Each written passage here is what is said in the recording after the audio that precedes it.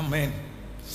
கடந்த வாரத்திலிருந்து ஆண்டவர் ஒரு செய்தியை கர்த்தர் நமக்கு பேசிக்கொண்டே இருக்கிறார். ஸ்பீட், வேகம் என்கிற ஒரு தலைப்பில் ஆண்டவர் நம்மோடு அவருடைய வார்த்தையை கர்த்தர் பேசிக்கொண்டே இருக்கிறார். இந்த நாளும் ஆண்டவருடைய சமூகத்திலே நான் ஜெபித்த போது இந்த வேகத்தை குறித்து அடுத்து ஒரு பகுதியை ஆண்டவர் என்னுடைய இருதயத்திலே வைத்தார். ஒரு தேவனுடைய பிள்ளையினுடைய வாழ்க்கையிலே இந்த ஸ்பீடு, இந்த வேகம் என்கிறது ரொம்ப அவசியமான ஒன்று. வேதம் சொல்லுகிறது, நாட்கள் பொல்லாதவைகளாய் இருப்பதனால் காலத்தை பிரயோஜனப்படுத்துங்கள். இந்த உலகம் ரொம்ப வேகமாய் போய்கொண்டிருக்கிறது. மனுஷங்க ரொம்ப வேகமாய் போய்கொண்டிருக்கிறார்கள்.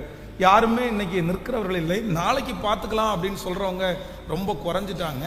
இப்படிப்பட்ட உலகத்திலே வாழ்கிற ஒரு தேவனுடைய பிள்ளையினிடத்திலையும் ஆண்டவர் எதிர்பார்க்கறது என்ன அப்படின்னு சொன்னா, நீ அமர்ந்திராத, நீ மௌனமா இராத, நீ ஒரு இடத்துல படுத்து கிடக்காத, முடிஞ்சிருச்சு அப்படின்னு சொல்லாத. நீ போக வேண்டிய தூரம் வெகு தூரம், நீ பண்ண வேண்டிய பிரயாணம் இன்னும் நிறைய இருக்குது. நீ நிறைய ஓடணும், நீ நிறைய செய்யணும். நீ காலாட்களோட ஓடும் போதே உன்னை இளைக்க பண்ணினார்களானால் நீ குதிரையோடு எப்படி ஓடுவாய்? அப்போ ஆண்டவர் ஒரு தேவனுடைய பிள்ளை மரணம் அடைகிற வரைக்கும் வேகமாக இருக்க வேண்டும் என்று ஆண்டவர் விரும்புகிறார். சோம்பேறித்தனமா இருக்கிறதையோ, சுறுசுறுப்பு இல்லாமல் இருக்கிறதையோ, இல்லைன்னா சோர்ந்து போய் படுத்து கிடக்கிறதையோ, இல்லைன்னா ரொம்ப மெதுவா அப்படியே நடக்கிறது போலையோ செய்கிறது போலையோ இருக்கிறதற்கு ஆண்டவர் விரும்புவதில்லை. ஆண்டவர் என்ன அப்படின்னு சொன்னா, எந்த காரியத்தையும் ஆண்டவர் ரொம்ப வேகமாய் கர்த்தர் செய்கிறார். நம்முடைய வாழ்க்கையிலே ஆண்டவர் வேகமாய் செய்கிறார். இந்த உலகத்துல ஆண்டவர் வேகமாய் செய்கிறார். ஏன் அப்படின்னு சொன்னா, அவருக்கு கொஞ்ச காலம் உண்டு அப்படின்னு தெரியும். இந்த வேகம் ஆண்டவர் கொடுக்கிறது மட்டுமல்லாமல், இந்த உலகத்தில் வேதம் சொல்லுகிறது, தனக்கு கொஞ்ச காலம் உண்டு என்று பிசாசு அறிந்து, நமக்கு விரோதியான இந்த பிசாசு தனக்கு கொஞ்சம் டைம் தான் இருக்குது, அந்த டைமுக்குள்ள ஏதாவது ஒன்று பண்ணணும்னு சொல்லி கர்ச்சிக்கிற சிங்கம் போல யாரை விழுங்கலாமோ வென்று வகை தேடி சுற்றி திரிகிறான். அப்போ வேதத்தில் ஆண்டவர் ஒரு விதத்தில் நம்மளை ஸ்பீட் பண்றாரு. நம்ம ஸ்பீடா இருக்கணும், நீ அப்படி அமைதியா இருக்காத அப்படின்னு சொல்லுகிறது மட்டுமல்ல, உலகத்திலே இருக்கிற பிசாசானவனும் என்ன பண்றான் அப்படின்னா ரொம்ப வேகமா செயல்படுகிறான். அதனாலதான் இன்றைக்கு பாருங்க, மீடியா எல்லாம் பாத்தீங்க அப்படின்னு சொன்னா 10 ஆண்டுகளுக்கு இருந்ததற்கு முன்பாக விட எவ்வளவு ஸ்பீடான அப்டேட், எவ்வளவு வேகமான வளர்ச்சி. நீங்க உலகத்திலே பார்ப்பீர்களே, ஆனால் சில தவறான காரியங்கள் வளருகிறத பார்த்தா நமக்கே ஆச்சரியமா இருக்குது. இப்படியே வளர்ந்துச்சுன்னா ஜனங்கள் எப்படி நிற்பாங்க? எப்படி இந்த உலகத்துல மனுஷனால வாழ முடியும்? அதை அப்படின்ற ஒரு ஒரு தொழில்நுட்பம் இப்போ ஆரம்பிக்கப்பட்டிருக்கிறது. இந்த அப்படின்றது ரொம்ப மோசமான, ரொம்ப டேஞ்சரான, ஒரு மனுஷனுடைய வாழ்க்கையில எல்லாத்தையும் அது சுலபமாக்குறது. ஆனா அது ரொம்ப டேஞ்சரான ஒன்றாய் மாறுகிறது. அப்போ இந்த உலகம் வேகமாய் போகிறது, ஜனங்கள் வேகமாய் போகிறார்கள். அதே போல ஆண்டவருடைய பிள்ளைகளையும் ஆண்டவர் சொல்லுகிறாரு, நீ அமைதியா இராத, நீ சும்மா இராத, உன்னுடைய வேகத்தை நீ அதிகப்படுத்து, நீ ஸ்பீட் ஆகிக்கோ. இன்னும் உனக்கு கொஞ்ச காலம் தான் இருக்குது. இது நீ உழைக்க வேண்டிய காலம், இது நீ செயல்பட வேண்டிய காலம், இது சம்பாதிக்க வேண்டிய காலம், இது உனக்கு மதிப்பு தேடி வர வேண்டிய காலம். இந்த காலத்தில் நீ மௌனமா இருந்தால் யூதருக்கும் சகாயமும் ரட்சிப்பும் வேறு ஒரு இடத்திலிருந்து வரும். அதனால நீ மௌனமா இருக்கக்கூடாது, அமைதியா இருக்கக்கூடாது அப்படின்னு ஆண்டவர் நம்மை, இந்த சத்தத்தை கேட்கிற ஒவ்வொருவரையும் ஆண்டவர் உற்சாகப்படுத்துகிறார். ஆமென்.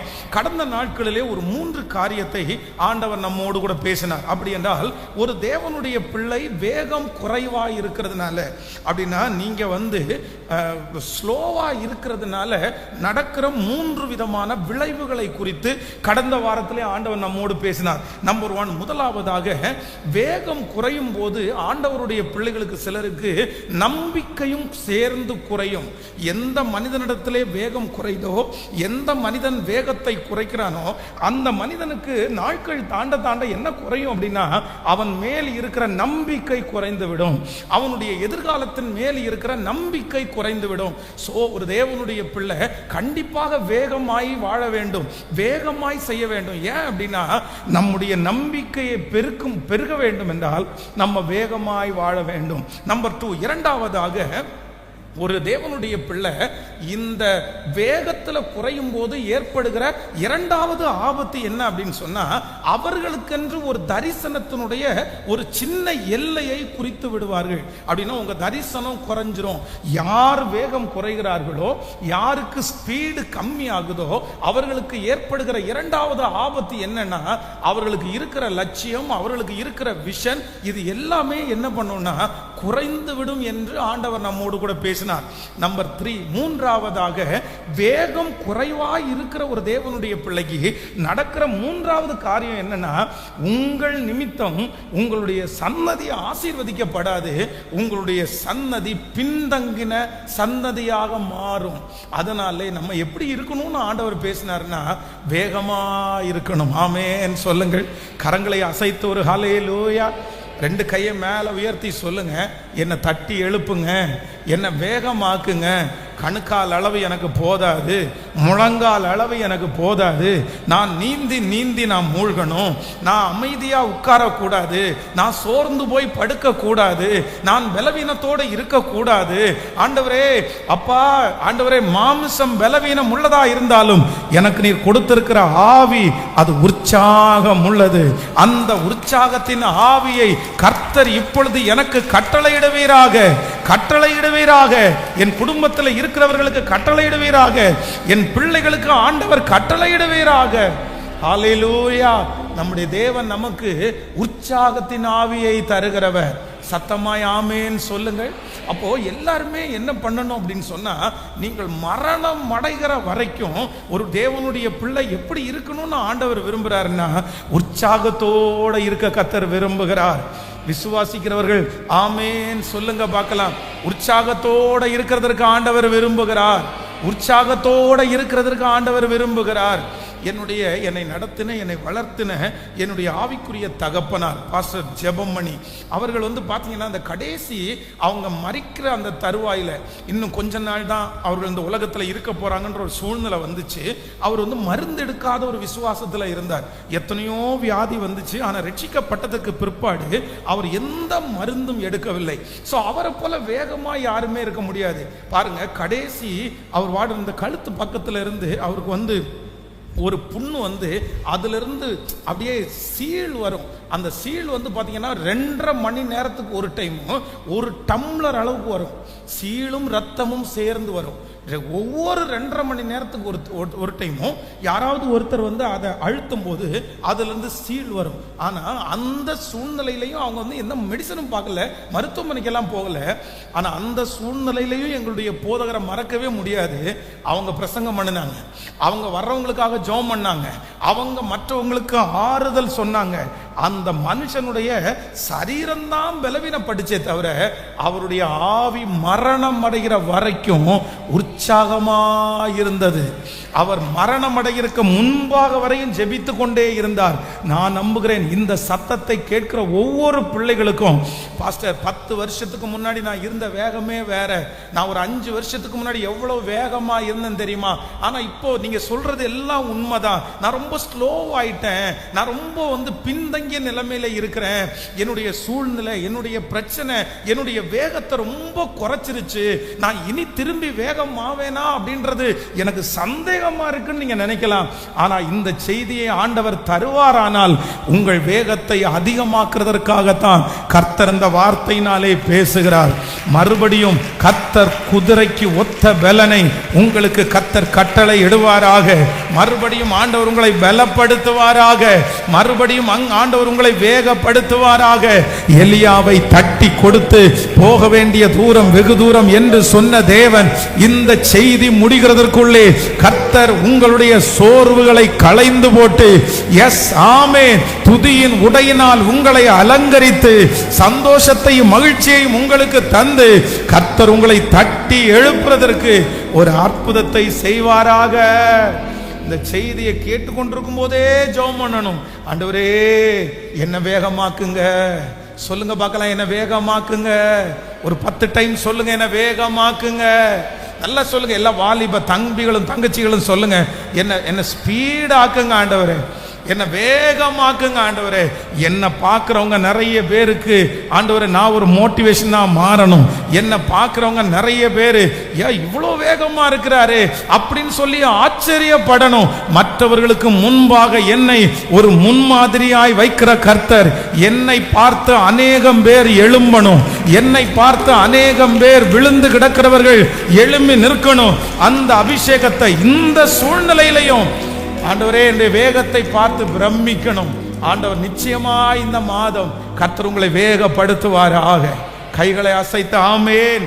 இன்றைக்கு விசேஷமாக இன்றைக்கும் ஆண்டவருடைய துணையோடு கூட ஒரு 3 காரியங்களை உங்களோடு சொல்லி உங்களுக்காக நான் ஜெபிக்க போகிறேன். வாசிக்கலாம், ஒரு வேத வசனத்தை வாசிக்கலாம். 2 சாமுவேலின் புஸ்தகம் 1ஆம் அதிகாரத்தினுடைய 23வது வசனத்தை வாசிக்க போறோம். 2 சாமுவேல் 1ஆம் அதிகாரம் 23வது வசனம் வாசிக்கலாமா? 23வது வசனம். உயிரோடு இருக்கையில் சவுலும் யோனத்தானும் பிரியமும் இன்பவுமாயிருந்தார்கள், மரணத்திலும் பிரிந்து போகவில்லை. கழுகை பார்க்கிலும் வேகமும் சிங்கத்தை பார்க்கிலும் பலமும் உள்ளவர்களாயிருந்தார்கள். இன்னொரு விஷயம் கூட வாசிக்கலாம். உயிரோடு இருக்கையில் சவுலும் யோனத்தானும் பிரியமும் இன்பமுமாயிருந்தார்கள், மரணத்திலும் பிரிந்து போனதில்லை. கழுகை பார்க்கிலும் வேகமும் சிங்கத்தை பார்க்கிலும் பலமும் உள்ளவர்களாயிருந்தார்கள். கர்த்தருடைய பிள்ளைகளே, வேதத்தில் இந்த வேகமா இருந்தார்கள் அப்படின்ற இந்த லிஸ்ட்டை நீங்க எடுத்து பார்த்தீங்க அப்படின்னு சொன்னா, ஒரு சில தேவனுடைய பிள்ளைகள் தங்களுக்கு கொடுக்கப்பட்டிருக்கிற 100 வயசுக்குள்ள அவர்கள் ஒரு பெரிய டார்கெட்டா அடைஞ்சு முடிச்சுட்டாங்க. அவர்களுக்கு கொடுத்த 80 வருஷத்துக்குள்ள அவங்க ஒரு பெரிய வெற்றியை அடைந்து முடிந்தார்கள்.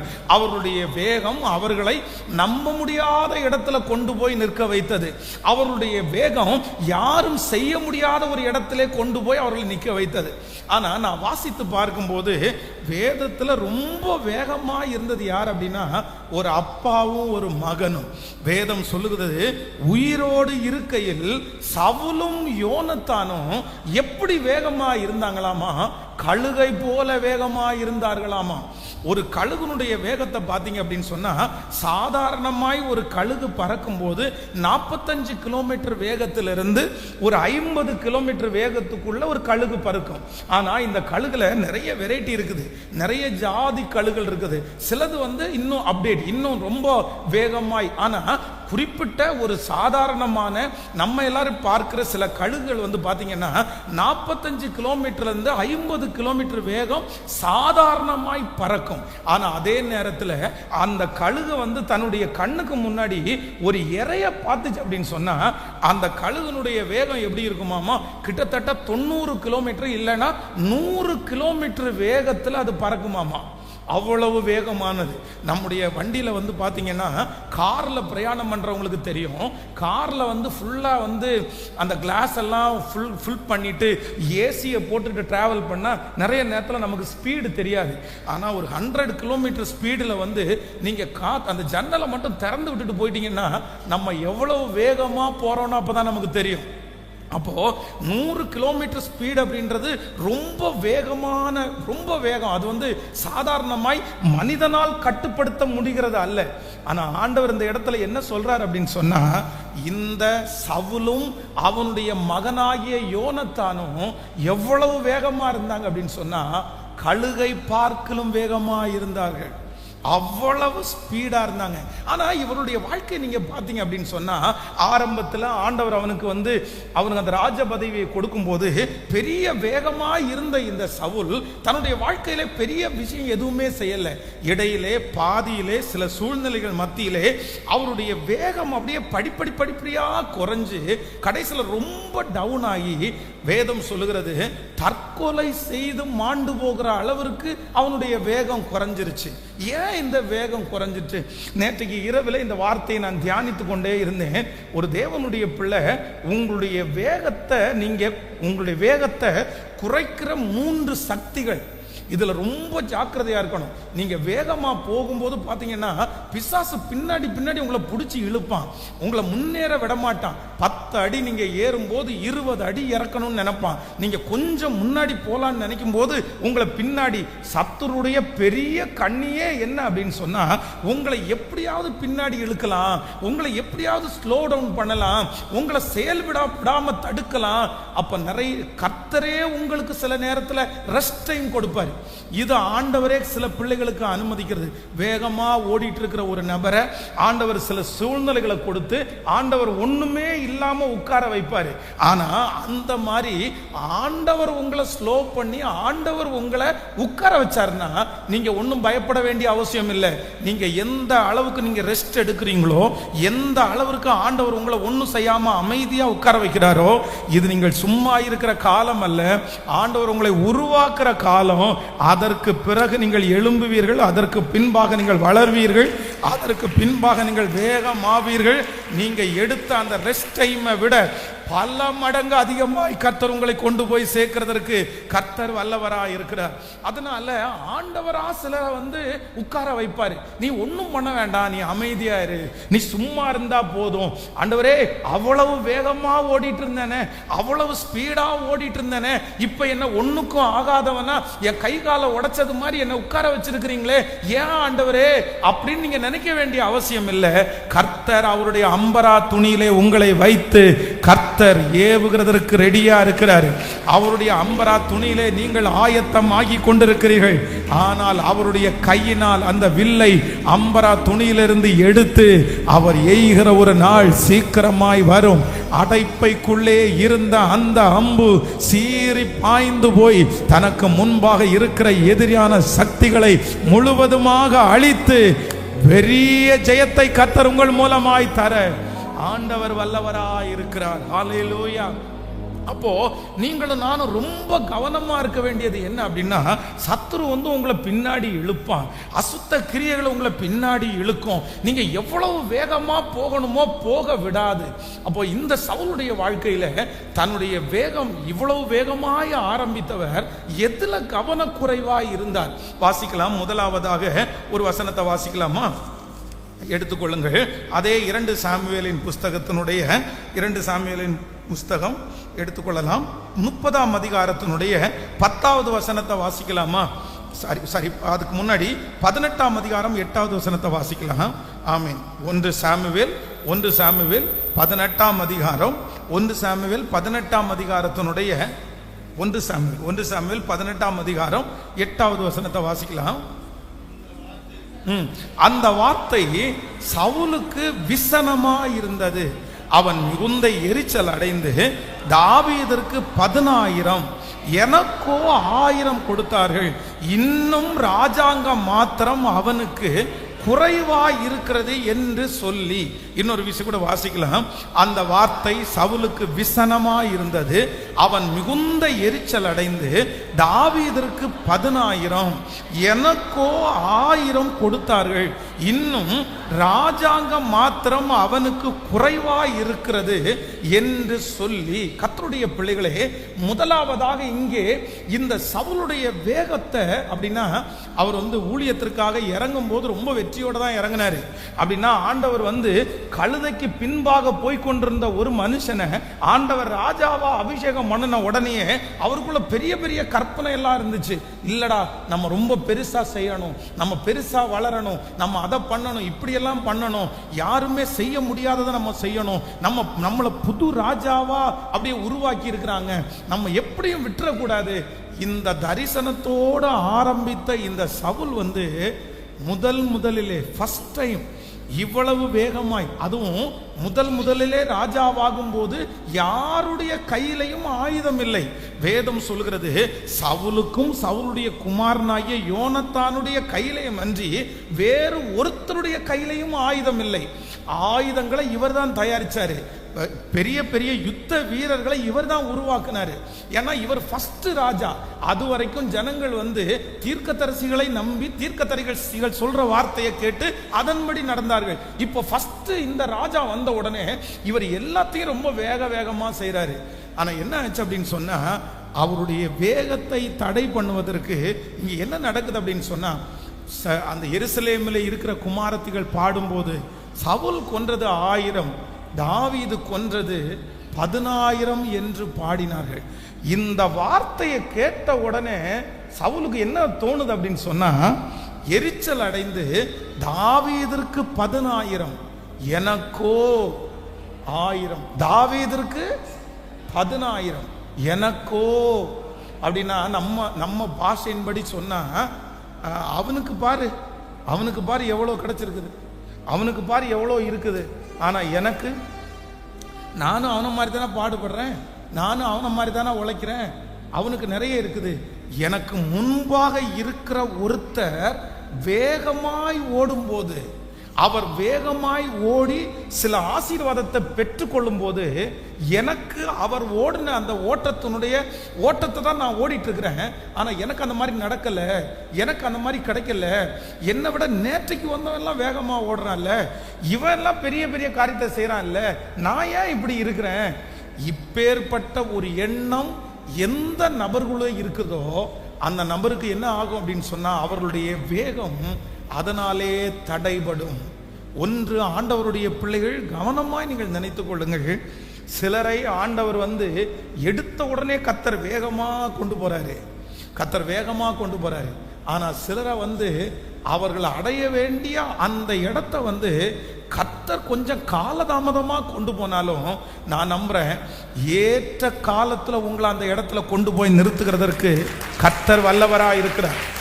உங்க முன்னாடி சிலர் ஓடலாம், உங்க முன்னாடி ஐயோ ஆண்டவரே என்ன ஆண்டவரே செய்றீங்க, நேற்றைக்கு வந்தவன் பாருங்க ஆண்டவரே இப்படி இருக்கிறானே, நேற்றைக்கு ஆரம்பிச்சவன் பாருங்க ஆண்டவரே இவ்வளவு வளர்ந்துட்டானே, நேற்றைக்கு இந்த காரியத்தை தூங்கினவங்க பாருங்க ஆண்டவரே, ஆனா நான் இப்படி இருக்கிறேனே, அதனால எனக்கு டேலண்ட் இல்லையோ, அதற்கான நான் வளர மாட்டேனோ, அதற்காக நான் முன்னேற்றத்திற்கு ஆயத்தம் இல்லையோ, இப்படிப்பட்ட ஒரு எதிர்மறையான எண்ணம் இந்த சத்தத்தை கேட்கிற யாரோ ஒருத்தருக்குள்ள ஓடிக்கொண்டே இருக்கலாம். பாஸ்டர் என் கூட தானே ஊரை விட்டவன் வந்தான், நாங்க 2 பேரும் வெளியூர்ல இருந்து ஒட்டுக்கா தான் வந்தோம், நாங்க 2 பேரும் இந்த கம்பெனில ஜாயின் பண்ணோம், நாங்க 2 பேரும் இந்த காரியத்தை செய்ய ஆரம்பிச்சோம், ஆனா அவனுடைய வாழ்க்கை வேற, என்னுடைய வாழ்க்கை வேற. அவன் இன்னைக்கு பாருங்க பாஸ்டர் எல்லாத்துலயுமே செட்டில் ஆயாச்சு, ஆனா நான் இன்னும் ஸ்லோவா தான் இருக்கிறேன், என்னால ஒன்றும் பண்ண முடியல. இப்படிப்பட்ட சூழ்நிலையில யார் நொந்து போய் உட்கார்ந்தாலும், ஆண்டவருடைய பிள்ளைகள் ஒன்று நினைத்துக் கொள்ளுங்கள், அவர்களுடைய வளர்ச்சியை பார்த்து, அவர்களுடைய உயர்வை பார்த்து உங்க வேகத்தை ஒரு நாள் நீங்க என்ன பண்ணாதீங்கன்னா, நீங்க குறைச்சிக்கவே வேண்டாம்.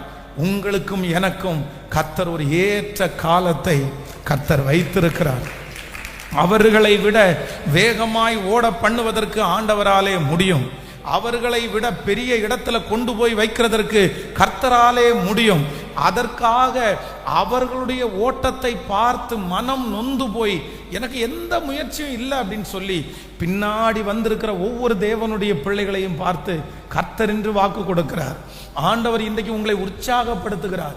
கர்த்தர் உங்களுக்கு கொடுக்கிற வாக்கு என்ன அப்படின்னு சொன்னா, நீ பார்க்காத, நீ அவர்களை பார்க்க வேண்டாம், உன்னை விட முன்பாக போகிறவர்களை பார்த்து சோர்ந்து போக வேண்டாம், நான் உனக்கு சொன்னதை செய்யும் அளவும் உன்னை நான் கைவிடுவது இல்லை, நீ எழும்பு, உன்னுடைய வேகத்தை நீங்கள் குறைத்து கொள்ளவே வேண்டாம், இதோ உங்கள் மீட்பர் சமீபமாயிருக்கிறார், உங்கள் லக்கு சமீபமாயிருக்கிறது, அதை பார்க்கவே வேண்டாம். கர்த்தர் வாக்கு கொடுக்கிறார், நான் உன்னை கொண்டு செய்வேன். 40 வருடங்கள் மோசையை கர்த்தர் வனாந்தரத்தில் வைத்து 40 ஆண்டுகள் அவனுக்கு பின்பாக வந்திருக்கிற அநேகர் முன்பாக போயும் அவன் பின்தங்கிய நிலைமையிலே இருந்தாலும் 40 ஆண்டுகள் தாண்டி கர்த்தரவனை முட்செடியிலே கர்த்தரவனை சந்தித்து, நான் உன்னை அனுப்புவேன், 20 லட்சம் ஜனங்களுக்கு தலைவனாக அனுப்புவேன் என்று கர்த்தர் மோசையை அனுப்பினது உண்மையானால் நிச்சயமாகவே முடிவு உண்டு. உன் நம்பிக்கை வீண் போவதே இல்லை, நிச்சயமாகவே முடிவு உண்டு, உன் நம்பிக்கை வீண் போவதே இல்லை.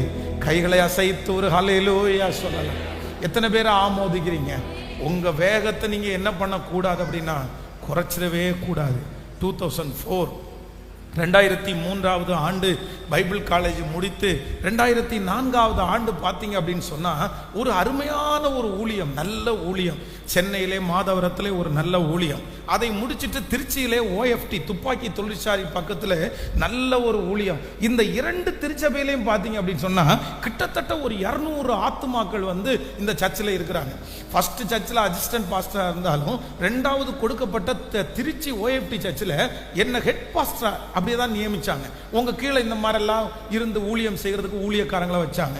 அப்போ அந்த ஊழியத்தை ரொம்ப மனசில் ஒரு வேகத்தோட சென்னையிலிருந்து திருச்சி OFTக்கு கிளம்பும் போது பெரிய கற்பனையோட நம்ம பெருசா செஞ்சிடணும், திருச்சியில் ஒரு பெரிய எழுப்புதலை கொண்டு வரணும், திருச்சியில் ஒரு மிக பிரம்மாண்டமான ஒரு ஆலயத்தை ஆண்டவருக்காக கட்டணும், இந்த ஸ்தாபனத்திலேயே பெரிய சர்ச்சை ஆண்டவர் எங்க மூலமா தான் எழுப்பினார்னு யங்ஸ்டர்ஸ் எல்லாம் பார்த்து அப்படியே சந்தோஷப்படணும். இப்படி ஒரு பெரிய கற்பனையோட ஒரு பெரிய சந்தோஷத்தோட அந்த திருச்சியில் வந்து காலடி எடுத்து வச்சேன்.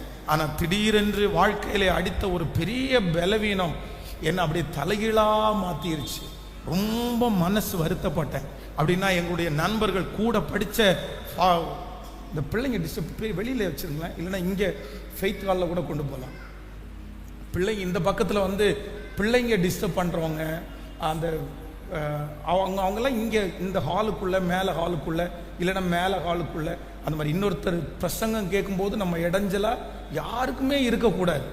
அது சிறியரில் ஒருவனுக்கு இடரல் உண்டு பண்ணுகிறவனுடைய கழுத்தில் எந்திர கல்லை கட்டி சமுத்திரத்தின் ஆழத்தில். அப்போ அவங்க வசனம் கேட்கறதுக்காக வருவாங்க, அவங்க வந்து ஜெபம் பண்ணுறதுக்காக வருவாங்க. நீங்கள் பிள்ளைகளை கொண்டு வச்சு விளையாட்டு காமிச்சு நீங்கள் பிள்ளைகள் சத்தம் போடுறதை அடக்காமல் இருந்தீங்கன்னா அவங்களுக்கு அந்த ஒரு நாள் ஆராதனையே வீணாக போயிடும், அவங்க வந்து ஆராதிக்கவே முடியாது. அப்போ அந்த மாதிரி டிஸ்டர்ப் பண்ணலாமா? நீங்கள் உங்கள் பிள்ளைகளை விட்டுட்டு அப்படி இருக்கலாமா? அது தப்பா இல்லை. ஸோ அதனால யாருமே எப்பொழுதுமே அப்படிதான். ஆராதனைக்கு வந்தால் இன்னொருத்தருக்கு என்ன பண்ணக்கூடாதுன்னா, எங்கே போனாலும் பெரிய கூட்டமாக இருந்தால் கூட நீங்கள் என்ன பண்ணக்கூடாதுன்னா டிஸ்டர்ப் பண்ணிடவே கூடாது. அப்போ நீங்கள் ஃபோன் நோண்டுனீங்கன்னா பக்கத்தில் இருக்கிறவங்க பாருங்க டிஸ்டர்ப் ஆயிடுவாங்க. நீங்கள் வந்து ரொம்ப நாத்தம் அடிச்சுட்டு வந்தீங்கன்னா பக்கத்தில் இருக்கும் டிஸ்டர்ப் ஆவாங்க. அப்போது ஒன்று ஆராதனைக்கு நான் வரும்போது இன்னொருத்தருக்கு நான் என்னவா இருக்கக்கூடாது? சத்தமாக சொல்லுங்க. ஸோ இடைஞ்சலாக இருக்கக்கூடாது. அப்படி இடைஞ்சலாக இருக்கும்போது அது நமக்கு ஆசீர்வாத குறைவு. கைகளை அசைத்து ஒரு ஹல்லேலூயா சொல்லலாம், சத்தமாக ஒரு ஹல்லேலூயா சொல்லலாம், முழு பலத்தோடு ஆமேன் ஹல்லேலூயா. என்னை வேகப்படுத்துகிற ஆண்டவர் என்னோடு கூட இருக்கிறார். என்னை வேகப்படுத்துகிற ஆண்டவர் என்னோடு கூட இருக்கிறார். சிறு கூட்டமே நீ பயப்படாதே, கர்த்தர் என்றும் துணை நிற்கிறார். சிறு கூட்டமே நீ பயப்படாதே, கர்த்தர் என்றும் துணை நிற்கிறார். எதிரிகள் வெள்ளம் போல் எதிராக வந்தால் ஆவியானவர் கொடியேற்றுவார். எதிரிகள் வெள்ளம் போல் எதிராக வந்தால் ஆவியானவர் கரங்களை மேல தட்டி, ஓ பயமில்லை பயமில்லையே, என் சார்பில் கர்த்தர் பயமில்லையே, பயமில்லையே, எனக்காக யுத்தம் செய்வார். கைகளை மேல தட்டி, ஓ பயமில்லை பயமில்லையே, என் சார்பில் கர்த்தர் பயமில்லையே, பயமில்லையே, எனக்காக யுத்தம் செய் பயமில்லையே. ஹல்லேலூயா. அந்த 2005வது 2004வது ஆண்டுல வந்து நண்பர்களுக்கெல்லாம் ஃபோன் பண்ணி, என் கூட படித்த எல்லாருக்கும் ஃபோன் பண்ணி கேட்கும்போது ஒவ்வொருத்தரும் ஒவ்வொரு விதமாய் சொல்லுவார்கள். எனக்கு கீழே ஆண்டவர் இந்த மாதிரி 100 பேரை கொடுத்துட்டாரு, நான் இப்படி ஒரு பிரேசல் ஊழியத்தை ஆரம்பித்தேன், அதில் ஆண்டவர் என்ன ஆசீர்வதிச்சாரு, எனக்கு இப்போ இப்படி இருக்குது அப்படி இருக்குது. இந்த வார்த்தையெல்லாம் சொல்லும்போது நிறைய நேரத்தில் ரொம்ப கஷ்டமாக இருக்கும். ஐயோ நம்ம ரொம்ப பின்தங்கிட்டோம் போல தெரியுது, நம்ம ரொம்ப ஸ்லோவாயிட்டோம் போல தெரியுது. இனி ஒரு இடத்துல ஒரு நியூ மினிஸ்ட்ரி ஆரம்பிச்சு அந்த 3 பேரை வளர்த்தி அந்த திருச்சபையை வளர்த்தி எத்தனை எத்தனை வருஷம் இப்படிப்பட்ட எண்ணங்கள் வந்தது உண்மைதான். ஆனாலும் நான் நம்புறேன், எனக்குள்ளே இருந்த ஆவியானவர் ஒரே ஒரு வேகத்தை மட்டும்தான் சொன்னாரு. இல்ல முன்னாடி போறவங்கள நினைச்சு நீ அதை யோசிச்சு நீ உட்கார்ந்துராத, நீ செய்ய வேண்டியதை செய்யாம இருந்துராத, நீ மௌனமா இருந்துராத, நீ செய்ய வேண்டியதை முழு பலத்தோட செய், நீ வேகமாய் செய். ஏற்ற காலம் என்று ஒன்று வரும், அன்றைக்கு நீ ஒப்பிட்டு பார்க்கும்போது ஆமேன், குதிரை யுத்த நாளுக்காக ஆயத்தமாகப்படும், ஜெயமோ கர்த்தரால் வரும். ஹல்லேலூயா, ஹல்லேலூயா. இன்றைக்கு ஆண்டவர் ஒரு சிலரிடத்திலே தெளிவாய் பேசுகிறார். மகனே, உன்னை சுற்றி இருக்கிற சிலர், உன்னை விட பின்தங்கிய நிலைமையிலே இருந்த சிலர் வேகமாய் ஓடுகிறதை பார்த்து, உன்னை விட அந்த ஞானம் இல்லாம, உன்னை விட தாளந்து இல்லாத நிறைய பேர் வேகமாய் ஓடுகிறதை பார்த்து, அவ்வளவுதான் நான் ஓட மாட்டேன் போல தெரியுது, எனக்கு இது கிடைக்காதுன்னு உங்களை பின்தங்க வேண்டாம். கர்த்தர் உங்களுக்கு வாக்கு கொடுக்கிறார். நீ போக வேண்டிய தூரம் வெகு தூரம். நீ எழும்பி பிரயாணம் பண்ணு, நீ வேகமாக, உன் மீட்பர் உயிரோடு இருக்கிறார். நிச்சயம் நடக்கும், நிச்சயம் நடக்கும். சுற்றி உள்ள கண்கள் அதை பார்க்கும். உங்களை விட வேகமாய் ஓடினவர்கள் பார்ப்பார்கள். கர்த்தர் பார்க்க வைப்பேன் என்று கர்த்தர் வாக்கு கொடுக்கிறார். கைகளை அசைத்து ஒரு ஹல்லேலூயா சொல்லலாம். சிலருக்கு பார்த்தீங்க அப்படின்னு சொன்னா, அவங்க கை வச்ச உடனே சிலது டக்குன்னு அவங்களுக்கு நடந்துடும். அவங்க போய் காலடி எடுத்து வச்சோம்னா டக்கு டக்கு டக்குன்னு அவங்களுக்கு வழிகள் திறக்கும். ஆனா சிலருக்கு ரொம்ப ஸ்லோவா தான் மூவ் ஆகும். ஆனா ஒண்ணு நினைச்சுக்குங்க, வேகமா மூவ் ஆகுறத விட ரொம்ப ஸ்லோவா அப்படியே மெதுவா கொஞ்சம் கொஞ்சமா ஆண்டவர் உங்களை வளர்த்துறது உங்களுக்கு ரொம்ப ஆசீர்வாதம். அப்பொழுது உங்களுக்கு நிறைய நிதானம் தெரியும், நிறைய காரியத்தை நீங்க கற்றுக் கொடுக்க முடியும். எடுத்த உடனே பாருங்க, டக்குன்னு ஒரு காரியம் வந்துச்சு அப்படின்னு சொன்னா அவங்களுக்கு அதுல படிச்சுக்கிறதுக்கு எதுவுமே இருக்காது. அதுதான் அனுபவத்தோடு சேர்ந்த உயர்வு. நான் நம்புறேன், உங்களிலே சிலருக்கு ஆண்டவர் கொஞ்சம் ஸ்லோவா ஆண்டவர் உங்களை கொண்டு போறதுக்கு காரணம் இல்ல, உங்களுடைய லட்சியத்துல மெதுவா ஆண்டவர் கொண்டு போறதுக்கு காரணம் வேற எதுவுமே இல்ல. கர்த்தர் உங்களை வழியில உருவாக்குறார். கர்த்தர் உங்களை வழியில உங்களை தட்டி கொடுக்கிறார். கர்த்தருக்கு பிரியமாய் கர்த்தர் மாற்றுகிறார். நீங்கள் வெறும் லட்சியத்தை அடைகிறவர்களாய் மட்டுமல்ல, லட்சியத்தை அடைகிறவர்களாய் மட்டுமானால் ஆண்டவர் உங்களை விட்டிருப்பாரு. ஒரு தேவனுடைய பிள்ளைய வெறும் லட்சியத்தை அடைகிறவர்களாய் மட்டும் ஆண்டவர் வைக்க மாட்டார். கவனிங்க, எல்லாரும் கவனிங்க. சிலர் ஏன் ரொம்ப டக்கு டக்குன்னு வளர்ந்துட்டு போறாங்களே அப்படின்னு நம்ம நினைப்போம். சிலர் அவங்களுக்கு லட்சியம் மட்டும்தான் நடக்கும். ஆனா ஆண்டவருடைய பிள்ளைகளாகிய உங்களுக்கும் எனக்கும் ஆண்டவர் லட்சியம் மட்டுமல்ல, ஆண்டவரோடு கூட அந்த லட்சியத்தை நீங்கள் அடையணும்னு கர்த்தர் விரும்புவார். அந்த நோக்கத்தை நீங்க அடையணும்னு விரும்புவார். அப்போ நீங்க ரெண்டோட டிராவல் பண்ணணும். வெறும் வெற்றி வெற்றி வெற்றி வெற்றி நமக்கு கிடைச்சா போதாது. அந்த வெற்றி யாரோட கிடைக்கணும் அப்படின்னா, என் தேவனோடு கூட எனக்கு அந்த வெற்றி கிடைக்கணும், கர்த்தரோடு கூட அந்த வெற்றி கிடைக்கணும். சோ ஆண்டவர் சில இடத்துல அப்படியே அமைதியா உட்கார வைப்பார், அவமானத்தை கொடுப்பார். ஆனா சோர்ந்து போகவே கூடாது. நீங்க அந்த நேரத்துல ஒண்ணு மட்டும்தான் கேட்கணும், நீர் என்னோடு இருக்கும் போது என்னாலும் வெற்றி வெற்றியே, தோல்வி எனக்கு இல்லையே, நான் தோற்று போவது இல்லை. ஹல்லேலூயா. ஒரு 3 பேருடைய கரத்தை பிடிச்சு சொல்லுங்க, நீங்க உங்களுடைய வேகத்தை இன்னொருத்தருடைய முன்னேற்றத்தை பார்த்து உங்க வேகத்தை குறைச்சிக்காதீங்க. சொல்லுங்க, உங்க வேகத்தை குறைச்சிக்காதீங்க. நல்லா சொல்லுங்க, உங்க வேகத்தை குறைச்சிக்காதீங்க. ஆண்டவர் ஒரு நாள் வச்சிருப்பார், ஆண்டவர் ஒரு வருஷத்தை வச்சிருப்பார். அவங்கள திரும்பி பார்க்கும்போது பாத்தீங்கன்னா அவங்கள விட ஈக்குவலா கூட இல்லை, அவங்கள விட முன்னாடி. ஆமென், ஹல்லேலூயா. ஓட்ட பந்தயமா இருக்கலாம், குதிரை பந்தயமா இருக்கலாம். இந்த குதிரை பந்தயத்திலையும் இந்த ஓட்ட பந்தயத்திலையும் வெற்றி எப்படி நிர்ணயிக்கப்படும், கோப்பை யாருக்கு கொடுக்கப்படும் சொல்லுங்களேன்? ஆரம்பத்தில் வேகமா ஓடுறவங்களுக்கா, இல்ல இடையில ஜெயிச்சிருவான் அப்படின்ற கற்பனையில இருக்கிறவங்களுக்கா? கிடையாது. யாருக்கு தெரியுமா? கடைசி அவங்க ஆரம்பிக்கும் போது 10 கிலோமீட்டர் எல்லாரை விட முந்தி போகலாம், இட நேரத்தில் பார்க்கும்போது எல்லாரை விட முந்தி போகலாம். இன்னும் தன்னுடைய டெஸ்டினேஷன், தன்னுடைய லக்கை அடைகிறதுக்கு 2 நிமிஷத்துக்கு முன்னாடி வரைக்கும் இவர் தாண்டா வின் பண்ணுவாரு, இவர் தாண்டா வேகமா ஓடுவாரு அப்படின்னு எல்லாரும் பார்க்கலாம். ஆனா அதை வச்சு வெற்றியை நிர்ணயிக்க முடியாது, வெற்றியை நிர்ணயிக்க முடியாது. யார் தான் நிர்ணயிப்பாங்கன்னா, அந்த லக்கை தொடுறாங்க பாருங்க ஒருத்தர், அவங்க பின்னாடி தான் வருவாங்க. சில நேரத்தில் பார்த்தீங்கன்னா அவங்களுடைய ஓட்டத்தை யாரும் நம்பவே முடியாது.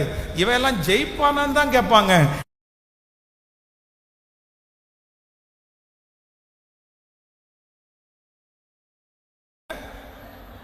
தொடர்ந்து போனான்.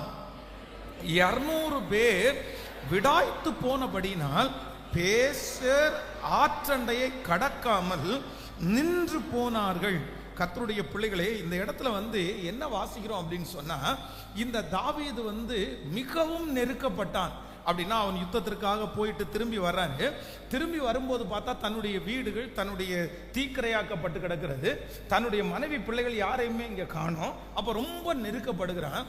அப்ப அவனோடு கூட இருந்த 600 பேர் 600 பேர் 600 பேரோடு சேர்ந்து, இல்ல ஆண்டவர் வார்த்தையை பேசிட்டாரு, நம்ம போகலாம், நம்ம வேகமாய் போய் அதை திருப்பி கொள்வோம்னு சொல்லி கிளம்பிட்டாங்க.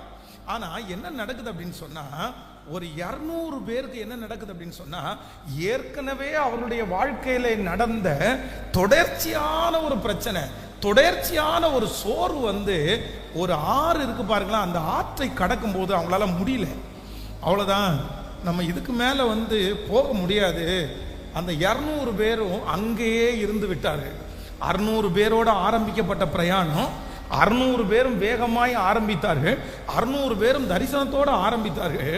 ஆனா 200 பேருக்கு என்ன ஆச்சு அப்படின்னு சொன்னா, சில சூழ்நிலைகளை, சில பிரச்சனைகளை பார்த்து அவங்க என்ன பண்ணிட்டாங்கன்னா, அந்த ஆற்றை கடக்காமல் அவர்கள் உட்கார்ந்துட்டாங்க. நம்பர் 2, ஆண்டவருடைய பிள்ளைகள், உங்களுடைய வேகத்தை கண்ட்ரோல் பண்றது, உங்களுடைய வேகத்தை குறைக்கிறதுக்கு பிசாசு எடுக்கிற இரண்டாவது முயற்சி என்ன அப்படின்னு சொன்னா, உங்களுக்கு நிறைய பிரச்சனைகள் வரும், உங்களுக்கு நிறைய போராட்டங்கள் வரும். நிறைய பேர் இன்னைக்கு ஸ்லோ ஆனதுக்கு என்ன காரணம் தெரியுமா? என் மனைவி எனக்கு சரியா அமையல பாஸ்டர், என்னுடைய கணவன் எனக்கு சரியா அமையல பாஸ்டர், இந்த பிள்ளைகளை வச்சு நான் என்ன பாஸ்டர் பண்ணுவேன்? ஏதாவது ஒரு காரணம், ஏதாவது ஒரு காரணம். ஆனா ஒரு தேவனுடைய பிள்ளை, நீங்க பெரிய லட்சியத்தை அடையணும்னா, பெரிய லக்கை அடையணும்னா, உங்களுக்கு நீதிமான்களுக்கு வரும் துன்பங்கள் எப்படி இருக்குமாமா? ஒன்னா இருக்காது. நீதிமான்களுக்கு வரும் துன்பங்கள் அநேகமா இருக்கும், பிரச்சனைகள் அநேகமா இருக்கும். உலகத்தில் யாருக்குமே வரக்கூடாதது யாருக்கு வரும் சொல்லுங்க? இல்ல, நிறைய பேருக்கு வாயில் வரமாட்டேங்குது. நம்ம வராதுன்னு பிரசங்கம் கேட்போம். இல்ல இல்ல இல்ல, ஆண்டவர் உங்களை ஒரு பெரிய நோக்கத்திற்காக அழைப்பார். ஆனால் யாருக்கும் வராத பிரச்சனை உங்களுக்கு வரும். சம்பந்தமே இல்லாத பிரச்சனை உங்களுக்கு வரும். உங்களுக்கும் அந்த பிரச்சனைக்கு சம்பந்தம் இருக்காது, ஆனா உங்களுக்கு வரும். அந்த நோய்க்கும் உங்களுக்கு சம்பந்தம் இருக்காது, ஆனா வரும். எல்லா பிரச்சனைகள் வந்தாலும் நீங்க உங்களுடைய வேகத்தை என்ன பண்ணக்கூடாது அப்படின்னு சொன்னா, என் பிரச்சனைக்காக என்னுடைய வேகத்தை நான் என்ன பண்ண மாட்டேன். சத்தமா சொல்லுங்க, முழு பலத்தோட சொல்லுங்க. நான் ஒரு நாளும் குறைப்பதே இல்லை, நான் ஒரு நாளும் குறைப்பதே இல்லை. வேலைக்கு கிளம்பி ரெடியா இருக்கும்போது, ஆஃபீஸுக்கு போகிறதுக்கு கிளம்பி ரெடியாக இருக்கும்போது, பிஸ்னஸை பார்க்குறதுக்கு கிளம்பி ரெடியாக இருக்கும்போது, ஒரு பெரிய பிரச்சனை குடும்பத்தில் வெடிக்கும், ஃபேமிலிக்குள்ளே ஒரு பெரிய ப்ராப்ளம் வரும். உடனே நிறைய பேர் என்ன தெரியுமா, துணியெல்லாம் சட்டையெல்லாம் கழட்டி போட்டு கடை, என்ன பண்ணுறது, நீ சண்டை போட்ட நான் போகல, பிரச்சனை நான் போகல, இது நான் போக மாட்டேன், நான் போக மாட்டேன். இப்படி இந்த மாதிரி சூழ்நிலைக்கெல்லாம் நீங்கள் உட்கார்ந்துட்டீங்கன்னா, கண்டிப்பா சொல்றேன், நீங்க என்ன பண்ண முடியாது அப்படின்னா, வேகமாய் ஓட முடியாது. ஆனா ஆண்டவருடைய பிள்ளை ஒண்ணு நினைக்கணும், தடைகளை தாண்டிடுவேன், கடும் பள்ளங்களை சதிகளை முறியடிப்பே, சாத்தானை ஜெயித்திடுவே, சதிகளை முறியடிப்பே, சாத்தானை ஜெயித்திடுவே. இருக்கும், அந்த பிரச்சனை வரத்தான் செய்யும், அந்த சூழ்நிலைகள் வரத்தான் செய்யும். வேதம் சொல்லுகிறது, அலங்கத்தை கட்டுவதற்கு நெகேமியா போய் நிற்கும் போது எவ்வளவு பெரிய ப்ராப்ளம் வருது பாருங்களேன், எவ்வளவு பெரிய பிரச்சனை. உள்ள இருக்கிற சன்பல்லாத்து, தொபியா, கேஷேப் அவங்க பிரச்சனை பண்றாங்க, உள்ளுக்குள்ள இருக்கிறவங்களுக்குள்ளே வாக்குவாதம் வருது, எல்லாருமே ஓஞ்சு போய் அவங்க உட்கார்ந்துட்டாங்க. ஆனா எல்லாரும் அமைதியாய், எல்லாரும் சோர்ந்து போய் உட்கார்ந்தாலும், தரிசனம் உள்ளவருக்கும் பிரச்சனை இருக்குது, தரிசனம் உள்ளவருக்கும் பசிக்குது, தரிசனம் உள்ளவருக்கும் உணர்வுன்ற ஒன்று இருக்குது. ஆனால் தரிசனம் உள்ள ஒரு நபருக்கு என்ன வந்தாலும் அவரை என்ன பண்ணாதுன்னா உட்கார வைக்குவது. சொல்லுங்க, உட்கார வைப்பது இல்லை. கைகளை அசைத்து ஒரு ஹல்லேலூயா சொல்ல. நான் பெருமைப்படுத்துவதற்காக அல்ல, ஒரு சின்ன சாட்சி உங்களுக்கு சொல்லுகிறேன். நான் பழைய திருச்சபையில் இருக்கும்போது ஒரு 2010 வருஷம் 2010 வருஷத்தில் பார்த்தீங்க அப்படின்னு சொன்னால் உச்சம் தலை முதல் உள்ளங்கால் வரைக்கும் எனக்கு நிறைய பருக்கள் வந்துச்சு, நிறைய கொப்பளம், அம்மை வியாதியை போல ரொம்ப பெரிய பெரிய பெரிய புண்ணு, உச்சந்தல்லேருந்து உள்ளங்கால் வரைக்கும் புண்ணு இல்லாத இடமே இல்லை. அப்போ நான் படுத்த படுக்கையாக இருக்கிறேன். இப்போ எதுவும் எங்கேயும் வெளியே போக முடியல, எந்த ஊழியும் செய்ய முடியல. அப்போ என்ன பண்ணேன் அப்படின்னு சொன்னால், நான் இந்த தலையில் எத்தனை எத்தனை புண்ணு இருக்குது அப்படின்னு ஒன்றொன்னா கையை வச்சு என்ன பண்ணேன் அப்படின்னா அப்படியே எண்ண ஆரம்பித்தேன். எண்ணி அந்த ஒவ்வொரு புண்ணுக்கும் நான் என்ன நான் என்ன ஜோம் பண்ண செய்யணும்னு நான் சொல்லலை. என்ன ஜோம் பண்ண அப்படின்னு சொன்னால், இது எனக்கு ரொம்ப கொடுமையான வலியாக இருக்குது, என்னால் தாங்க முடியாத வலியாக இருக்குது, இதை ஏன் அனுமதிச்சிங்கன்னு தெரில, ஆனால் இந்த ஒரு புண்ணுக்கும் ஒவ்வொரு ஆத்துமாக்களை எனக்கு தாங்க ஆண்டவரே, இது ஒவ்வொன்றும் ஆத்துமாக்களாக எனக்கு வரணும் ஆண்டவரே. ஸோ அந்த படுத்த அந்த இடத்துல வச்சு அந்த ஒன்றொன்னா அதுக்கு ஜோம் பண்ணேன். இன்னைக்கு நான் நினைக்கிறேன், அதுக்காக நீங்கள் வந்தீங்களோ என்னமோ தெரில. ஆமேன்னு சொல்லுங்க. அப்போ ஆண்டவருடைய பிள்ளைகளே, சிலருக்கு என்ன வந்துச்சுன்னா, மனைவி ஏதாவது ஒரு வார்த்தை சொல்லிட்டாங்கன்னு வச்சுங்களேன், ஆமாம் உனக்கு வீடு கட்டி உன்னை கொட்டாரத்தில் உட்கார வைக்க போகிறேன் நான். மனைவி ஏதாவது ஒரு வார்த்தை சொன்னா, ஆமாம் உனக்கு நான் கார் வாங்கி உங்களை சொகுசாக நான் கூட்டிகிட்டு போகிறேன், நான் சம்பாரித்து உங்களை ஓஹோன்னு வைக்க போகிறேன். நான் பண்ண மாட்டேன்.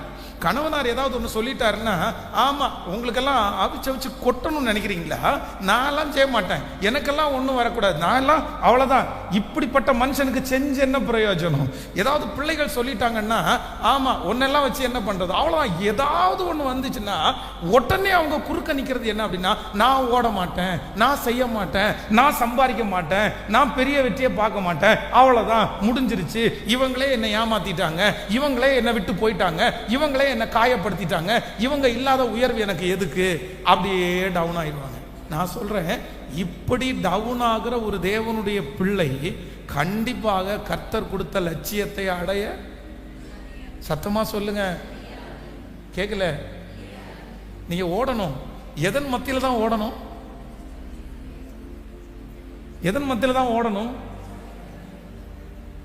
பிரச்சனையின் மத்தியில தான் ஓடணும். எனக்கு ஓனர் திட்டாரு, நான் இனி மூஞ்சிலே முழிக்க மாட்டேன். என்ன, யாருக்கு நஷ்டம்? எனக்கு டீச்சர் சரியில்லை, நான் ஸ்கூலுக்கே போக மாட்டேன், யாருக்கு நஷ்டம்? யாருக்கு நஷ்டம்? சூழ்நிலைகளை பார்த்து, பிரச்சனைகளை பார்த்து உங்க வேகத்தை என்ன பண்ணக்கூடாது? குறைக்கவே கூடாது, குறைக்கவே கூடாது. ஒரு இளம் பிள்ளையை பறிகொடுத்த ஒரு போதகரை ஒரு நாள் சந்தித்தேன். அந்த பிள்ளை நைட்டு படுக்க போகும்போது ஒரு நாள் கூட அப்பாவுக்கு முத்தம் கொடுக்காம போய் படுத்து தூங்கினதே இல்லை அந்த பையன். அவ்வளவு ரொம்ப நெருக்கமான பிள்ளை. 10th படிக்கும்போது ஆக்சிடென்ட்ல இறந்துட்டாங்க. இவர் ஒரு நல்ல ஊழியக்காரர். அவ்வளோதான். எல்லாரும் என்ன நினைச்சிட்டாங்க அப்படின்னு சொன்னா, இதோட அவருடைய ஊழியம் முடிஞ்சிருச்சு, இதுக்கு மேல அவர் ஊழியம் செய்ய மாட்டார் அப்படின்னு நினைச்சாங்க. ஏன்னா அவ்வளோ பெரிய பாசம் அந்த பிள்ளை மேல. அமைதியா இருந்தார். 3 மாதம் வெளியிலே அவர் தெரியல, 6 மாசம் வெளியே தெரியல. ஆனா திரும்ப அடுத்த 1 இயர்ல திரும்ப மறுபடியும் எழுப்பி நின்றார். சரி பரவாயில்ல, ஆண்டவர் ரொம்ப விசுவாசிக்க ஆரம்பிச்சார். அந்த பிள்ளை உயிரோடு இருந்தா அவர் என்ன ஊழியம் செய்வாரோ அதை விட 10 மடங்கு ஊழியம் செய்ய ஆரம்பித்தார். அந்த பிள்ளையினுடைய மரணம் அந்த மனுஷனை தடுத்து நிறுத்தவே இல்லை.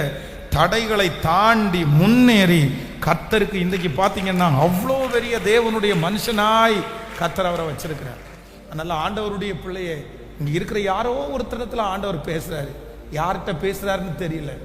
உங்க ஓட்டம் எதனால நின்றுச்சுன்னு தெரியல. என் கால் முடியாதுன்றதுனால என் ஓட்டம் நிற்க முடியாது. என்னுடைய சரீரத்தில் பலவீனமா இருக்குது அப்படின்றதுக்காக ஓட்டம் நிற்க கூடாது. யாரோ ஒருத்தர் என்னமோ சொல்லிட்டாங்க அப்படின்றதுக்காக என்னுடைய ஓட்டம் நிறுத்த கூடாது. தொடர் தோல்விகள் மாறி மாறி மாறி மாறி பிரச்சனை பிரச்சனை பிரச்சனை வந்ததுனால என்ன பின்னாடியே இழுக்குது பாஸ்டர், பின்னாடியே இழுக்குது பாஸ்டர். அதனால நான் முன்னாடியே போகவே கூடாது போல தெரியுது. முன்னாடி போனா தானே பிரச்சனை, இது எனக்கு போதும் அப்படின்ற மனப்பான்மையில யாராவது ஒருத்தர் இந்த சத்தத்தை கேட்டுக்கொண்டிருந்தால் உங்களுக்காக தான் ஆவியானவர் பேசுறாரு. இல்ல, நீ போக வேண்டிய தூரம் வெகு தூரம், நீ வேகப்படுத்து, நீ தட்டி கொடு, நீ ஓடு, நீ எழும்பு. இல்ல, நான் உன்னை கொண்டு செய்வேன். உனக்கு ஒரு வளர்ச்சியை கர்த்தர் தருவார், உங்களுக்கு ஒரு பெருக்கத்தை கர்த்தர் தருவார். உங்கள் பிள்ளைகள் எழும்பி பாக்கியவதி என்று சொல்லுவார்கள், பாக்கியவான் என்று சொல்லுவார்கள். ஹல்லேலூயா, ஹல்லேலூயா. தொடர் தோல்விகளை தாண்டி நான் என்ன பண்ணணும் அப்படின்னா வேகமா ஓடணும்.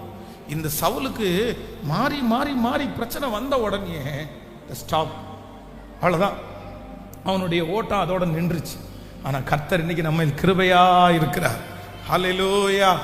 தடைகளை தாண்டிடுவே, பாடும் கள்ளங்களை கடந்திடுவே, மலைகளை தாண்டிடுவே, காடும் பள்ளங்களை கடந்திடுவே, பாடுவோம் சாதிகளை முறியடிப்பே, சாத்தானை ஜெயித்திடுவே, சாதிகளை முறியடிப்பே, சாத்தானை ஜெயித்திடுவே.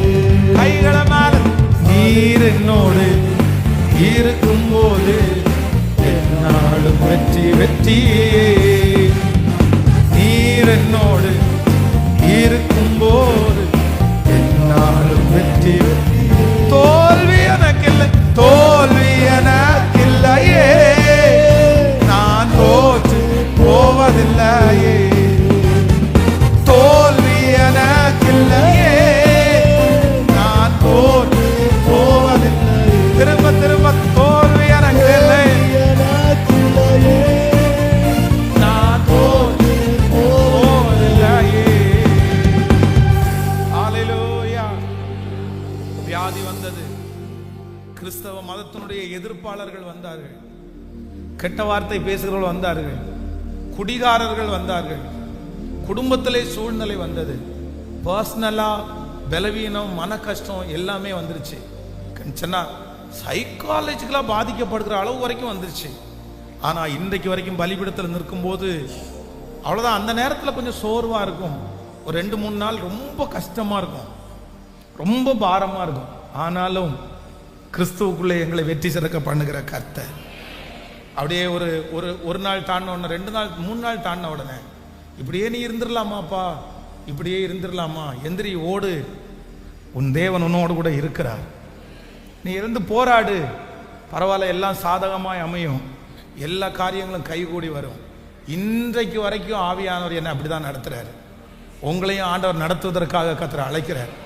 இந்த தொடர் தோல்விகளை பார்த்து சோர்ந்தே போகாதீங்க, சோர்ந்தே போகாதீங்க. என்னை பலப்படுத்துகிற கிறிஸ்துவினால் எல்லாவற்றையும் செய்ய எனக்கு, சொல்லுங்க பார்க்கலாம், ஒரு 10 டைம் சொல்லுங்க, என்னை பலப்படுத்துகிற கிறிஸ்துவினால் எல்லாவற்றையும் செய்ய எனக்கு, என்னை பலப்படுத்துகிற கிறிஸ்துவினால் எல்லாவற்றையும் செய்ய எனக்கு பலன் உண்டு, என்னை பலப்படுத்துகிற கிறிஸ்துவினால் எல்லாவற்றையும் செய்ய எனக்கு பலன் உண்டு, என்னை பலப்படுத்துகிற கிறிஸ்துவினால் எல்லாவற்றையும் செய்ய எனக்கு பலன் உண்டு. ஹல்லேலூயா.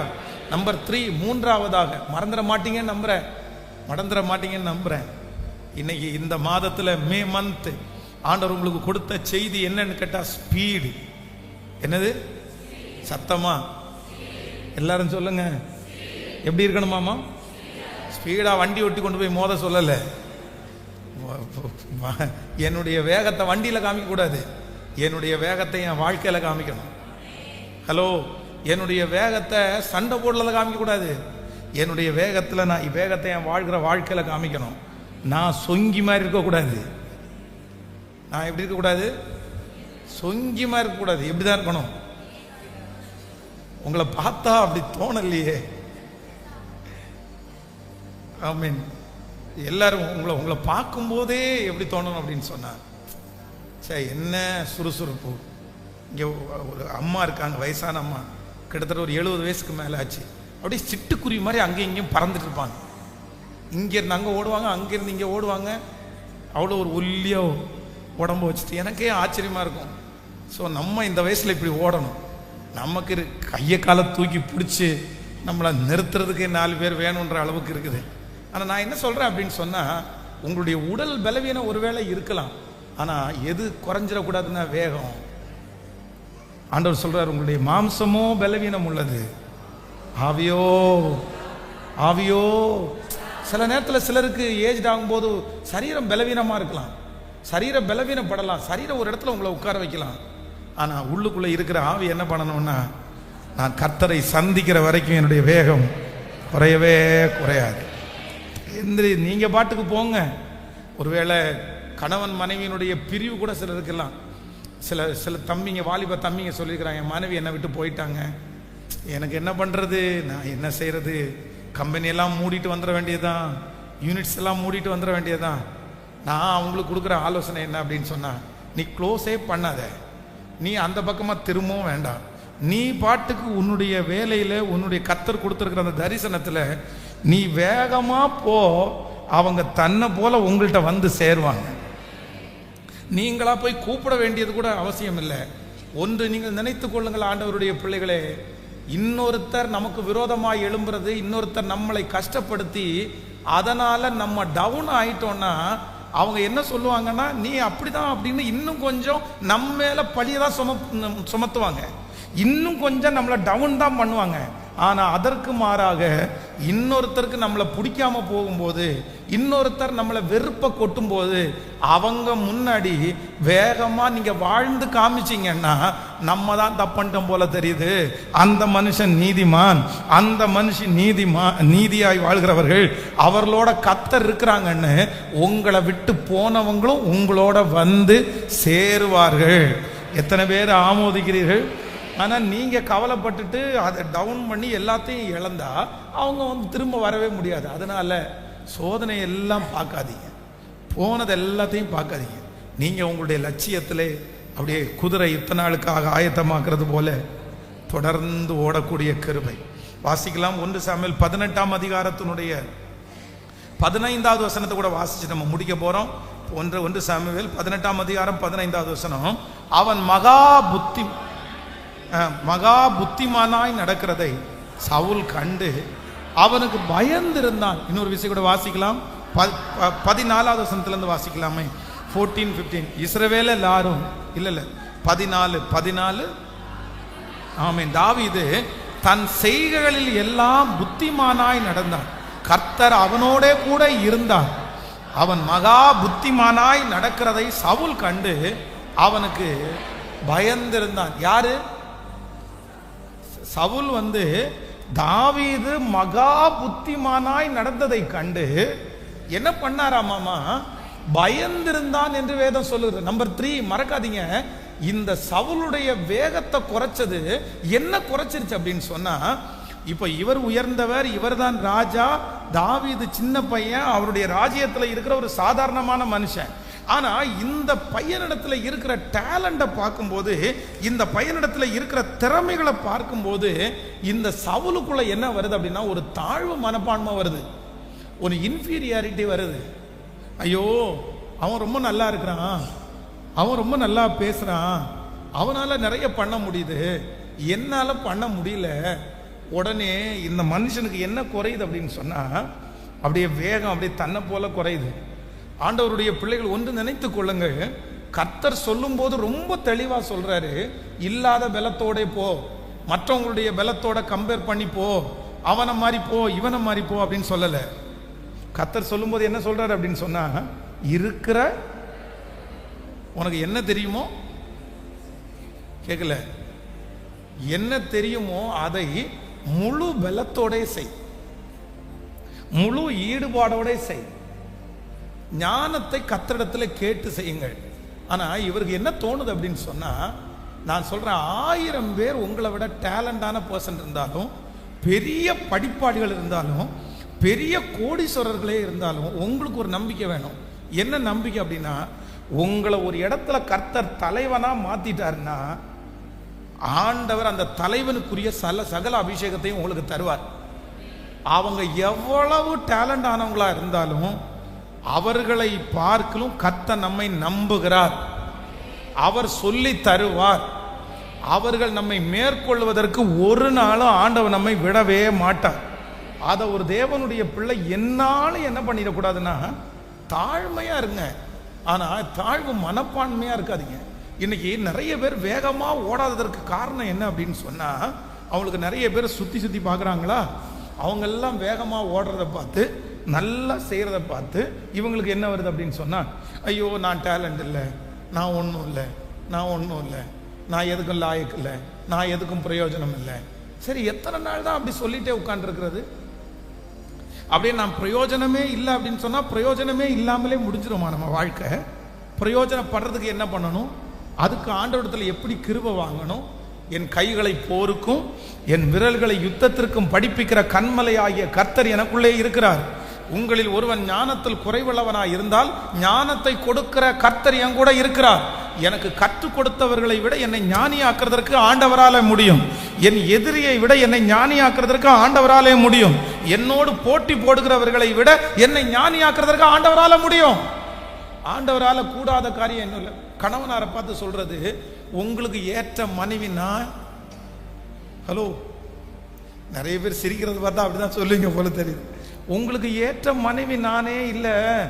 நீங்க ஒரு நல்ல பொண்ணை கல்யாணம் பண்ணியிருக்கலாம், நீங்க ஒரு படிச்ச பிள்ளைய பார்த்து கல்யாணம் பண்ணியிருக்கலாம், நீங்க ஒரு அழகான அப்படியே கலரா அப்படியே ஒரு பணக்கார பொண்ணா கல்யாணம் பண்ணியிருக்கலாம். இந்த பிச்சைக்காரி உங்கள்கிட்ட மாட்டிக்கிட்டேன் இல்லை என்னால. இது என்ன இது? நிறைய சில கணவனார் கூட அப்படிதான், ஆமா நான் உனக்கு ஏற்ற புருஷனே இல்லை, ஏற்ற இதே இல்லை. ஏன் அப்படின்னு சொன்னா, நிறைய பேர் அப்படியே தங்களையே என்ன பண்றாங்கன்னா ரொம்ப டவுன் பண்ணி, நான் அப்படி ஒன்றும் இல்லைன்ற தாழ்மை நமக்கு இருக்கிறத தவற இல்லை. ஆனா ஒன்றை நீங்கள் எப்பொழுதுமே நினைத்து வைத்துக் கொள்ளுங்கள், எது எனக்கு இல்லைன்னாலும் எனக்கு கற்றுக் கொடுக்கிற ஒரு ஆண்டவர், காலைதோறும் என்னை தட்டி எழுப்புகிறவர், கல்விமானின் நாவை போல என்னை திரும்ப பேச வைக்கிறவர் என் கூட இருக்கிறார். அல்லேலூயா. மோசே ஆண்டவரே எனக்கு பேச தெரியாதுன்னு சொன்ன உடனே சரிப்பா விட்டுருப்பா அப்படின்னு சொன்னாரு. கர்த்தர் உடனே என்ன கேட்கிறாருன்னா, மனுஷனுக்கு நாவை உண்டாக்கினவர் யார்? கர்த்தராயே. நான் அல்லவோ ஊமையினையும் செவிடனையும் பேச வைக்கிறதுக்கும் பார்க்க வைக்கிறதும் யாரு? நான் அல்லவாப்பா. இன்னைக்கு நிறைய பேரை பார்த்தா ஆண்டவர் அந்த வார்த்தை, நான் இல்லப்பா, உனக்கு நாவை உண்டு பண்ணது நான் அல்லவா, இந்த குடும்பத்தை இணைச்சது நான் அல்லவா, இந்த வேலையை உனக்கு கொடுத்தது நான் அல்லவா, இந்த அளவுக்கு உன்னை கொண்டு வந்தது நான் அல்லவா, இதுவரைக்கும் உன்னை நடத்துவதற்கு உண்மையானால், இதுவரைக்கும் நடத்த முடிந்தால், இந்த இடத்தை உங்களுக்கு கொடுப்பாரானால், அந்த இடத்தினுடைய சகல காரியத்தையும் செய்கிறதற்கு வல்லமையும் திறமையும் அபிஷேகத்தையும் உங்களுக்கும் எனக்கும் தருவதற்கு நம்புறவங்க நல்ல கரங்களை தட்டி முழு பலத்தோடு கூட ஹல்லேலூயா, ஹல்லேலூயா. என்னுடைய வேகத்தை எதற்காகவும் குறைச்சிடவே மாட்டேன். நான் எதற்காகவும் குறைச்சிடவே மாட்டேன். நான் என்னுடைய டேலண்ட் இல்லைன்றதுக்காக நான் குறைச்சிட மாட்டேன். தவறுகள் வரும்போது அதை திருத்தி கற்றுக்கொள்வதற்கு நான் முயற்சி எடுக்கிறேன். ஆனா நான் என்ன ஆக போறேன் அப்படின்னு சொன்னா, கழுகை போல கர்த்தருக்கு காத்திருக்கிறவர்கள் புது பலன் அடைந்து தங்கள் செட்டைகளை அடித்து உயரே எழும்புவார்கள். அவர்கள் நடந்தாலும் அவர்கள் சோர்ந்து போகுவது இல்லை.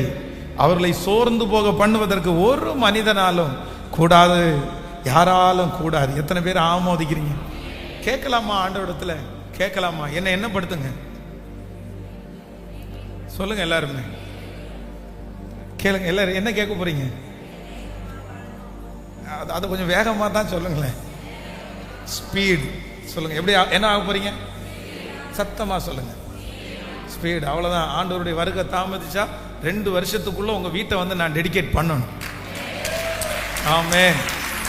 அந்த அளவுக்கு வேகமாகும்.